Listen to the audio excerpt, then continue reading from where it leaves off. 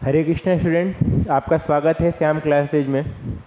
तो देखिए, आज का जो क्वेश्चन है ये काफ़ी इंपॉर्टेंट क्वेश्चन है। क्वेश्चन क्या है कि मेंडलीव की आवर्त सारणी तथा आधुनिक आवर्त सारणी में अंतर। तो खाली क्वेश्चन यही नहीं है, क्वेश्चन इसका जो आंसर आप पढ़ोगे उससे बहुत सारे क्वेश्चन कवर अप होने वाले हैं। जैसे कि मैं बताया था कि मैं वो क्वेश्चन लेके आया हूँ जो कि मैक्सिमम टाइम एग्जाम में आया हुआ है। तो ये क्वेश्चन जो सबसे ज़्यादा पूछा गया है घुमा घुमा के, वो 2017 में, फिर 15 में, फिर 11 में और 13 में, और फिर बारी है इस बारी।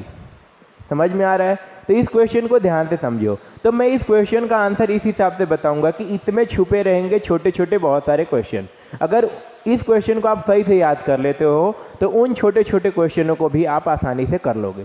तो देखिए, अंतर करना है तो अंतर करने का सबसे बेस्ट तरीका मैंने आप लोगों को बताया है क्या, कि जो कॉपी है उसको दो पार्ट में डिवाइड करो। एक तरफ पहले वाले की हेडिंग लिखो, यानी मेंडलीव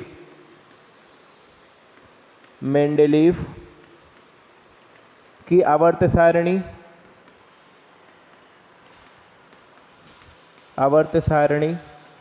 और दूसरे तरफ क्या लिखोगे? आधुनिक आवर्त सारणी। आधुनिक आवर्त सारणी। तो देखिए, मेंडलीव की आवर्त सारणी और आधुनिक आवर्त सारणी का जो सबसे मेन अंतर है, ये कभी कभी पूछता है कि आधुनिक आवर्त नियम भी लिखिए। समझ में आ रहा है? और मेंडलीव का आवर्त नियम, तो पहला क्वेश्चन यहीं से हम कवर अप करेंगे। तो इसको लिखोगे आप कैसे? मेंडलीव ने तत्वों को उनके परमाणु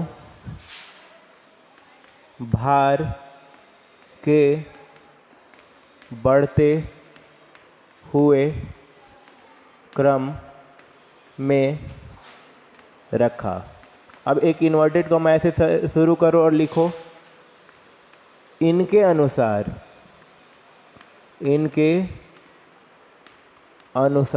अब यही नियम है, अगर नियम पूछ रहे तो यहीं से लिख सकते हो, इनके अनुसार तत्वों के भौतिक व रासायनिक गुणधर्म उनके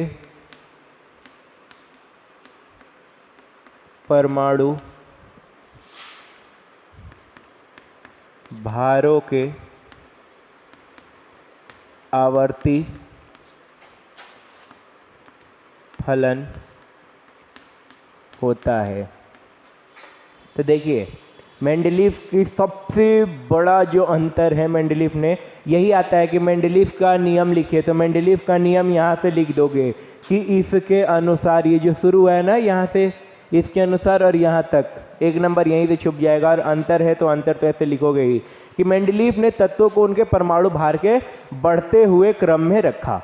इसके अनुसार या इनके अनुसार तत्वों के भौतिक व रासायनिक गुणधर्म उनके परमाणु भारों के आवर्ती फलन होते हैं। यानी मेंडलीव कहना चाह रहे थे कि सबसे पहले उन्होंने क्या रखा, जो कम भार वाले थे, यानी कि जो हल्के थे तत्व उनको पहले रखा, फिर बाद में क्या किया, उससे भारी करते हुए रख दिया। क्लियर हो रहा है? जैसे आप स्कूल की रेंज में, स्कूल की लाइन में प्रेयर में खड़े होते हो तो हम क्या करते हैं, हाइट वाइज खड़ा करते हैं। ऐसे ही इन्होंने किस वाइज किया, वेट वाइज, की सबसे कम जो हल्का है वो आगे रहेगा, जो मोटा मोटा यानी भारी होते जाएगा वो कहाँ रहेगा, पीछे खड़ा होते जाएगा। अब आते हैं कौन, दूसरे की बात हम कर लेते हैं। तो दूसरे में है हमारे कौन, देखिए आधुनिक आवर्त नियम। तो लिखेंगे आधुनिक आवर्त सारणी में, नाम याद रखेंगे, क्या नाम है, हेनरी मोजले। ये नाम आपको अन्य लड़कों से अलग कर देगा, अन्य लड़के ये नाम नहीं जानते हैं। तो लिख लेंगे आधुनिक आवर्त सारणी में हेनरी मोजले ने तत्वों को उनके परमाणु क्रमांक के बढ़ते क्रम में रखा। अब आधुनिक आवर्त नियम कभी कभी पूछता है तो यहीं पे लिख दोगे। कैसे लिखोगे? इन्वर्टेड कॉमा शुरू करो, लिखोगे इनके अनुसार तत्वों का भौतिक व रासायनिक गुणधर्म उनके परमाणु क्रमांक के आवर्ती फलन होता है। ये है। तो देखिए दोनों में सबसे मेन अंतर यही है। क्या अंतर है? तो देखिए मेंडलीव ने तत्वों को उनके परमाणु भार के बढ़ते हुए क्रम में रखा, जबकि आधुनिक आवर्त सारणी में हेनरी मोजले ने तत्वों को उनके परमाणु क्रमांक, यहाँ याद रखेंगे यहाँ परमाणु भार है, यहाँ क्या है? परमाणु क्रमांक। यानी इसके अनुसार तत्वों के भौतिक और रासायनिक गुणधर्म उनके परमाणु भारों के आवर्ती फलन होते हैं। किसके? परमाणु भार के। यानी कि सबसे पहले कम भार वाला, फिर ज़्यादा, फिर ज़्यादा, फिर ज़्यादा भार वाला। इसमें परमाणु क्रमांक होता है कि हम उसमें देख लेते हैं कि इलेक्ट्रॉन कितने। खैर इस चीज़ को अभी छोड़िए, हम बाद में इसको समझेंगे फिर कभी। तो याद रखेंगे परमाणु क्रमांक यानी सपोज कर लो कि हाइट के हिसाब से इन्होंने रख दिया। ये सबसे पहला अंतर है और काफ़ी इंपॉर्टेंट है। दूसरा अंतर अगर हम लिखें तो दूसरा अंतर पूछता है कि इसमें कि कितने आवर्त और कितने समूह हैं। तो लिखेंगे मेंडलीव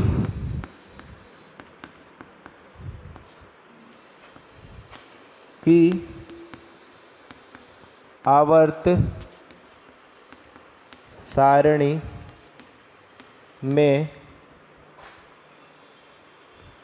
7 आवर्त तथा 9 समूह या वर्ग है। मेंडलीव की आवर्त सारणी में 7 आवर्त तथा 9 समूह या वर्ग है। अब हम बात कर लेते हैं इनके। तो लिखेंगे आधुनिक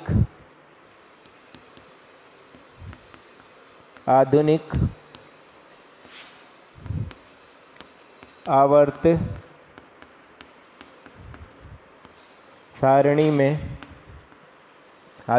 सारणी में कितने? तो लिखेंगे आवर्त तो 7 ही रखा, 7 आवर्त तथा 18 समूह या वर्ग है। क्लियर हो रहा है? पहला अंतर कि परमाणु भार, दूसरे में परमाणु क्रमांक। दूसरा अंतर ये है कि इसमें 7 आवर्त और 9 समूह। कितने आवर्त? 7 आवर्त और 9 समूह। याद कर लो, इसमें 7 आवर्त और 18 समूह। ठीक है, ये दूसरा अंतर। कभी कभी पूछता है कि आवर्त और वर्ग क्या है, तो ये भी समझा देंगे। जो ऊर्ध्वाधर रेखाएं हैं, ऊर्ध्वाधर कैसी? ऐसे में जो ऊर्ध्वाधर है सीधी ऐसी खड़ी खंभे जैसी, तो खंभे जैसी कितनी है? तो 9 थी मेंडलीव में और इसमें 18। पूछता है कि वर्ग या समूह क्या है, तो लिखोगे जो कि आवर्त सारणी में ऊर्ध्वाधर रेखाएं हैं उन्हें क्या कहते हैं? वर्ग। क्या कहा? ऊर्ध्वाधर रेखाएं। याद रखेंगे ऊर्ध्वाधर। और क्षैतिज रेखाओं को क्या कह देते हैं? क्या कहते हैं? याद रखेंगे आवर्त। आवर्त क्षैतिज और ऊर्ध्वाधर जो है वो क्या कहलाएंगी? हाँ, वर्ग। क्लियर हो रहा है? चलिए तीसरा अंतर, और काफ़ी इंपॉर्टेंट अंतर है। इन्होंने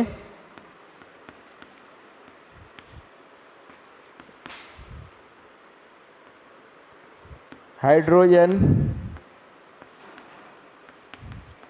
का स्थान निश्चित नहीं किया, नहीं किया। इसमें हाइड्रोजन को पहले यानी कि फर्स्ट आवर्त या फर्स्ट समूह में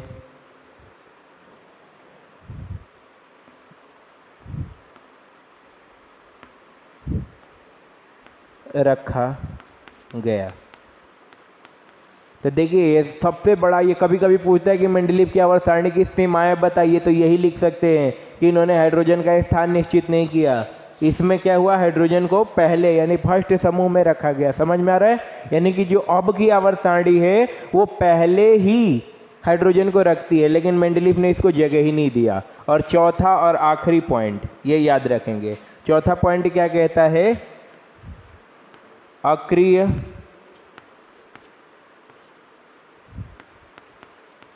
गैसों का कोई स्थान नहीं। और इसमें चौथे में क्या लिख देंगे, इसका चौथा अंतर, तो अक्रिय गैसों को 18वें समूह में रखा गया। तो देखिए जब सीमाएं पूछें तो सीमाएं, ये लास्ट के 2 पॉइंट लिख दोगे कि मेंडलीव की आवर्त सारणी के दोष या सीमाएं बताइए, दोष या सीमाएं। तो ये लिख दोगे कि इन्होंने हाइड्रोजन का स्थान निश्चित नहीं किया, अक्रिय गैसों को कोई स्थान नहीं दिया। इसमें क्या लिखोगे, इसमें हाइड्रोजन को पहले फर्स्ट समूह में रखा गया और अक्रिय गैसों को 18वें समूह में रखा गया। ये काफ़ी इंपॉर्टेंट है, याद रखिए। मेंडलीव की आवर्त सारणी में 7 आवर्त 9 समूह, इसमें 7 आवर्त और 18 समूह। ये परमाणु भार के बढ़ते हुए क्रम में रखा, ये परमाणु क्रमांक के बढ़ते हुए क्रम में। तो ऐसे आप याद कर सकते हो। क्लियर हो रहा है? तो चलिए नेक्स्ट क्वेश्चन की तरफ चलते हैं। नेक्स्ट क्वेश्चन भी काफ़ी इंपॉर्टेंट है। ये क्वेश्चन है प्रकाश का वर्ण विक्षेपण को समझाइए। बहुत इंपॉर्टेंट क्वेश्चन है, ध्यान से समझिए। अब हम आ गए हैं फिजिक्स वाले में, यानी प्रकाश वाले चैप्टर में, जिससे कि काफ़ी क्वेश्चन पूछता है। तो देखिए इसको अगर आप समझेंगे तो जब कभी भी ऐसा क्वेश्चन आए आपके एग्जाम में, तो सबसे पहले आपका फोकस ये रहना चाहिए कि हमें अच्छा स्कोर कैसे मिलेगा। तो ध्यान रखिए कि जब कभी भी आप कोई ऐसा आंसर लिख रहे हैं तो हेडिंग बनाना सीखो। हेडिंग बनाओ प्रकाश का वर्ण विक्षेपण, खूब प्रेम से। कैसे? प्रकाश का वर्ण विक्षेपण। देखिए जो क्वेश्चन कराया जा रहा है, ये क्वेश्चन आ चुका है। मैं आपको ये भी बता दूं कब कब, तो 2013 में, 15 में, 17 में, 11 में नहीं आए हैं, 19 में आए हैं, और लगभग इस बार आने का बहुत ज़्यादा चांस रखता है। इतने सालों का आया हुआ पेपर है, तो इसको और एक चीज़ और देखो कि क्रम वाइज जा रहा है, 2-2 साल छोड़ के। 19-21 में आना चाहिए था, 21 में नहीं आया है क्योंकि पेपर चल रहा है, पेपर हुआ ही नहीं था बोर्ड एग्जाम। अब हुआ है तो काफ़ी चांस है, यानी 98% चांस है या 100% चांस है कि आए। तो सबसे पहले हेडिंग बना लिया।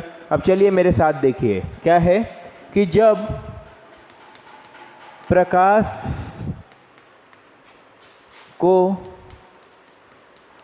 किसी पारदर्शी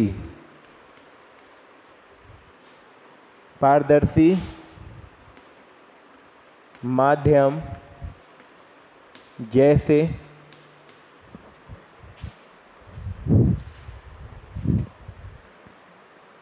जैसे कांच, प्रिज्म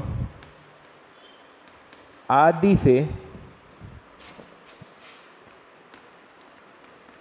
गुजारा जाता है, तो सफेद प्रकाश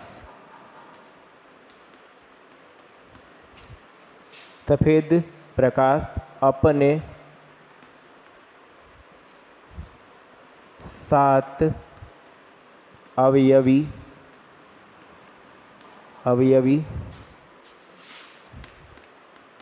रंगों में विक्षेपित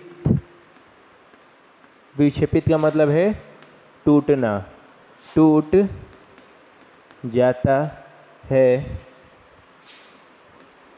जिससे हमें 7 रंग का एक स्पेक्ट्रम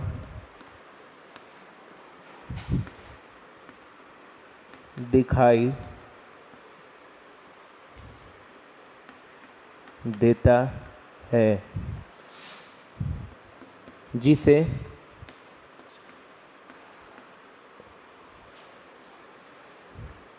सात रंगों का एक स्पेक्ट्रम दिखाई देता है। प्रकाश का अपने अवयवी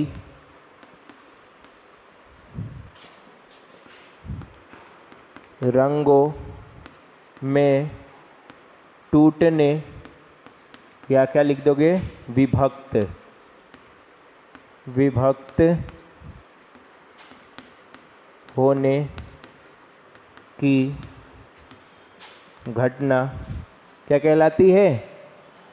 घटना प्रकाश का वर्ण विक्षेपण कहलाता है। यहाँ पे लिख लेंगे एग्जाम्पल। इंद्रधनुष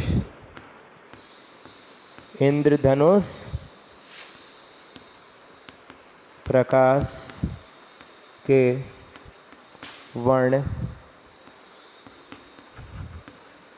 विक्षेपण का उदाहरण है। क्लियर हो रहा है? तो देखिए, यह है जब प्रकाश को किसी पारदर्शी माध्यम जैसे कांच, प्रिज्म आदि से गुजारा जाता है तो वह अपने 7 रंगों में विभक्त हो जाता है। ये 7 रंगों में जो टूटने की प्रक्रिया है, इसी को हम क्या कह देते हैं? तो प्रकाश का वर्ण विक्षेपण कहते हैं। क्लियर हो रहा है? तो चलिए अभी देखेंगे इसको डायग्राम के थ्रू। अभी आप देखो, इंद्रधनुष को हम क्या कहते हैं? इंद्रधनुष जो आपने देखा है कि बारिश होने के तुरंत बाद दिखाई देता है, तो इंद्रधनुष जो है वो प्रकाश के वर्ण विक्षेपण का एक परफेक्ट एग्जाम्पल है। तो अभी आइए डायग्राम के माध्यम से समझिए। जैसा कि अभी मैंने आपको बताया कि प्रकाश का वर्ण विक्षेपण क्या है, तो जब आप कोई भी प्रकाश लो, सफ़ेद प्रकाश, मेनली आप जो सूर्य का प्रकाश होता है, अगर आपसे पूछा जाए कि कौन से रंग का होता है, बताइए। जो सूर्य का प्रकाश आप देखते हो वो कौन से रंग का दिखता है? हाँ, सोच रहे हो ना कि पीला होता है। सभी यही सोचते हैं। यही अंतर है थोड़ा सा पढ़ने का, कि पीला नहीं होता है। अगर आप दोपहर में एकदम 12 बजे के टाइम देखो तो सूर्य का प्रकाश पीला आपको दिखाई नहीं देगा। वो कैसा दिखाई देता है? सफ़ेद। तो मेनली जो प्रकाश होता है वो सफ़ेद होता है, लेकिन सुबह में लाल दिखता है। कभी कभी आप आसमान देखते हो तो एकदम काले बादल भी दिखते हैं। तो ये रंग कहाँ से आता है, इस चीज़ को हम समझेंगे। समझ में आ रहा है? तो जब कभी भी सफ़ेद प्रकाश कहाँ से गुजरता है? पारदर्शी माध्यम से गुजरता है। कोई भी पारदर्शी माध्यम हो सकता है, कांच हो सकता है, पानी हो सकता है, प्रिज्म हो सकता है। तो जब आप गुजारते हो तो आपको क्या दिखाई देगा कि 7 रंगों का एक स्पेक्ट्रम दिखाई देगा, जिसको आप लोग इंद्रधनुष भी कहते हो। यानी कि अलग अलग 7 रंग दिखाई देंगे। वो जो 7 रंग में टूटने की घटना है, वही घटना क्या कहलाती है? प्रकाश का वर्ण विक्षेपण कहलाता है। क्लियर हो रहा है? जिसका मैंने लिखा भी है कि इंद्रधनुष प्रकाश के वर्ण विक्षेपण का उदाहरण है। अब देखो होता कैसे है, इस चीज को समझते हैं। तो हमने एक ले लिया, सपोज ये प्रिज्म, ये हमारा क्या है?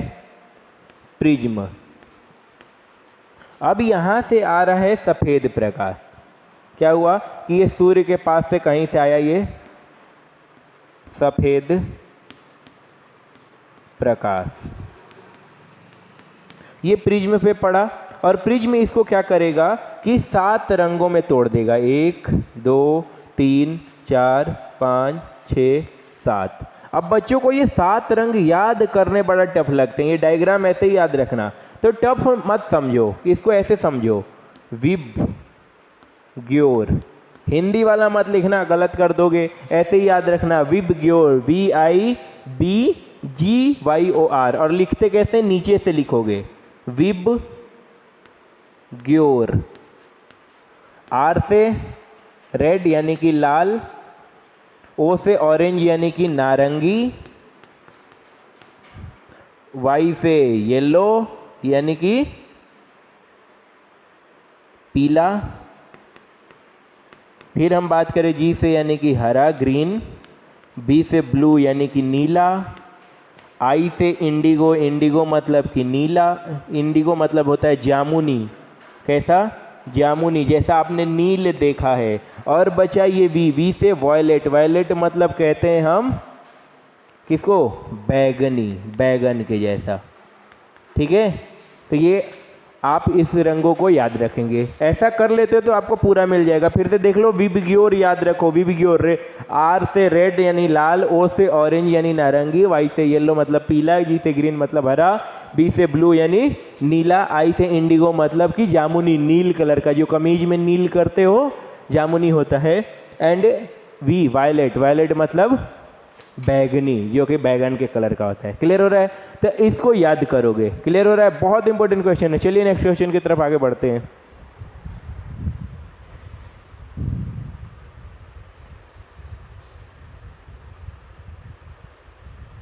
देखते हैं, दो क्वेश्चन और हैं। काफ़ी हमने थ्योरी देख ली, अब थोड़ा सा न्यूमेरिकल टाइप में देख लें, यानी ये विद्युत वाले चैप्टर के क्वेश्चन है, और काफ़ी चांस है कि इस चैप्टर से ही न्यूमेरिकल ज़्यादा पूछे जाते हैं, और न्यूमेरिकल ही हैं जो कि काफ़ी वेटेज लेके घूमते हैं। तो देखिए, क्वेश्चन सिंपल सा है, अगर आप अभी समझते हो ना, अभी के अभी याद करा दूंगा, ध्यान से समझते रहो। देखो क्वेश्चन क्या है कि किसी चालक का प्रतिरोध किन किन कारकों पर निर्भर करता है। ये बहुत परेशान करने वाला क्वेश्चन है बच्चों को, तो बिल्कुल परेशान मत हो, क्योंकि आप जुड़ चुके हो अब मेरे साथ, तो बहुत सिंपली आप इसको सॉल्व करने वाले हो। देखो बस छोटा सा एक फॉर्मूला याद रख लो, फॉर्मूला याद रख लोगे, R इक्वल टू होता है ρL/A। ये फॉर्मूला याद रख लो, ठीक है। और ये इक्वल टू साइन की जगह ऐसे लगा दो, ये कहते हैं अनुक्रमानुपाती का साइन। तो दिख रहा है ये सामने है तो अनुक्रमानुपाती, L सामने है तो L के अनुक्रमानुपाती, और ये बट्टे में है तो इसको भी अनुक्रमानुपाती लिखोगे, लेकिन बट्टे में। कैसे लिखते हैं, तो देखिए ऐसे लिखोगे, इसको R को कहते हैं प्रतिरोध, ये याद रखना, रो को कहते हैं प्रतिरोधकता, क्या कहते हैं, प्रतिरोधकता। फिर हम बात करते हैं अगर L की, तो ये है चालक की लंबाई, चालक की लंबाई, और A क्या है, अनुप्रस्थ काट का क्षेत्रफल, अनुप्रस्थ काट का क्षेत्रफल, क्षेत्रफल। तो देखो क्वेश्चन पूछ रहा है कि चालक का प्रतिरोध किन किन बातों पर निर्भर करता है। तो ये सामने सामने दिख रहा है तो इसको कहते हैं अनुक्रमानुपाती, सामने सामने दिखे उसको अनुक्रमानुपाती। क्या कहते हैं, अनुक्रमानुपाती, जो एकदम सामने है, और जो बट्टे में है उसको व्युत्क्रमानुपाती। क्या कहते हैं, व्युत्क्रमानुपाती। बस सिंपली अब लिख दो, तो पहला लिख रहे हैं ना, तो लिखोगे चालक का प्रतिरोध प्रतिरोधकता के समानुपाती होता है। कैसे लिखोगे, पहले में कि चालक का प्रतिरोध उसके, किसकी, प्रतिरोधकता, अभी बताया ना, प्रतिरोधकता के समानुपाती, या समानुपाती लिख दो चाहे अनुक्रमानुपाती लिख दो, कोई फर्क नहीं पड़ता, अनुक्रमानुपाती। ठीक है, अनुक्रमानुपाती होता है, ऐसे ही तो लिखना है। फिर लंबाई दिख रहा है तो लंबाई के लिख दोगे कि लंबाई के अनुक्रमानुपाती होता है, लंबाई के अनुक्रमानुपाती होता है। फिर ये बट्टे में आ गया तो बट्टे के लिए यूज किया जाता है व्युत्क्रमानुपाती, तो लिखोगे अनुप्रस्थ काट के क्षेत्रफल के व्युत्क्रमानुपाती होता है। क्लियर हो रहा है? तो ऐसे करना है। सामने सामने दिख रहा है तो अनुक्रमानुपाती, सामने सामने दिख रहा है अनुक्रमानुपाती, और बट्टे में आ गया तो व्युत्क्रमानुपाती। क्लियर हो रहा है? तो चलिए अब अगला क्वेश्चन जो है ये और इम्पोर्टेंट है और बच्चे इसको नहीं समझ पाते हैं। तो देखो, जब कभी भी न्यूमेरिकल आ जाए आपके सामने, जब न्यूमेरिकल आता है तो सपोज आपको नहीं भी आ रहा है ना, तो एक काम किया करो जिससे कि आपको कुछ ना कुछ नंबर मिल जाएगा। सबसे पहले लिखा करो दिया है। दिया है, क्या क्या दिया है? तो कह रहा है कि किसी विद्युत बल्ब के तंतु में इतने एम्पियर, ए का मतलब है एम्पियर की धारा, धारा दिख रहा है ना, तो लिख दो धारा। अगर पता है कि किससे दिखाते हैं तो मुझे तो पता है कि आई से दिखाते हैं, इसलिए मैंने आई लिख दिया। अगर नहीं पता है तो खाली धारा लिख दो। कितना? 1.5 एम्पियर। धारा 20 मिनट तक, तो 20 मिनट क्या होगा? समय ही तो होगा, तो ये समय दे दिया। समय को दिखाते टी से हैं, ये है 20 मिनट। तो परिपथ में कुल आवेश निकालना है। क्या निकालना है? तो आवेश इक्वल टू क्वेश्चन मार्क। तो देखो, ये केवल अगर 3 नंबर का क्वेश्चन होगा ना तो आपको 1 नंबर केवल इतना लिखने का मिल जाता है, और आप लोग छोड़ के आते हो। तो छोड़ना नहीं है, केवल इतना लिख के लाओ। चलो 20 मिनट को सेकंड में बदल लो, तो सेकंड में बदलने के लिए 60 से गुणा करते हैं, तो 6 दूना 12, यानी सब मिला के कितना आ जाएगा? 1200 सेकेंड। अब एक छोटा सा फॉर्मूला होता है, सूत्र याद रख लो। सूत्र से क्या निकालना है? आवेश ना। तो आवेश इक्वल टू, ये फॉर्मूला नॉर्मली ये होता था, I बराबर Q अपॉन T। ठीक है, ये समय है तो इसको स्मॉल t से दिखा लो। तो I बराबर Q अपॉन T, तो हमें Q निकालना है, तो T को उधर भेज दो, ये भाग कर रहा है, वहाँ जाके क्या कर देगा? Q इक्वल टू हो जाएगा IT। I कितना? 1.5, T कितना? 1200। कर लो गुणा, तो ये हो जाएगा 12 पंच 60 के 0, हासिल 6, 12 और 6 18, 2 जीरो थे, 2 जीरो लगाओ, 1 पॉइंट था, 1 पॉइंट लगा दो, यानी कि टोटल कितना निकल जाएगा? 1800। और आवेश है तो किस में आ जाएगा? कूलाम में। तो ऐसे तो सॉल्व होता है सिंपली। एक फॉर्मूला मुझे याद था ये। देखो, अगर ये याद भी नहीं है तो इतना तो कर ही सकते हो कि जो जो चीज़ पढ़ा है वो लिख दो। लिखा है कि धारा, तो धारा मैंने लिख दिया। फिर लिखा है मिनट, तो मिनट समय का ही बताएगा तो समय लिख दिया। फिर आपको पता है आवेश, तो हमने आवेश लिख दिया। देखो, एग्जाम में बच्चे वही फेल होते हैं जो कॉपी को छोड़ के आते हैं। मैं तो कहता हूँ तुम्हारे पास अगर 30 क्वेश्चन आ रहे हैं ना एग्जाम में, तुम 32 करके आओ। हंस रहे होगे कि 32 कहाँ से करे। तो मतलब कहने का मतलब है कि एक भी मत छोड़ो, भले 1-2 एक्स्ट्रा कर दो, नहीं अथवा वाला मत करना, क्योंकि उसका नंबर नहीं मिलता है। तो ऐसे पढ़ते रहो। कोई डाउट है क्लियर कर लो। बस 2-3 दिन बचे हैं एग्जाम में, बहुत टाइम नहीं है, मेहनत कर लो अभी, तो काफ़ी कुछ हो जाएगा, अच्छा स्कोर मिल जाएगा, 11 में बैठोगे। तो चलिए, तब तक के लिए धन्यवाद। हरे कृष्णा, जय हिंद।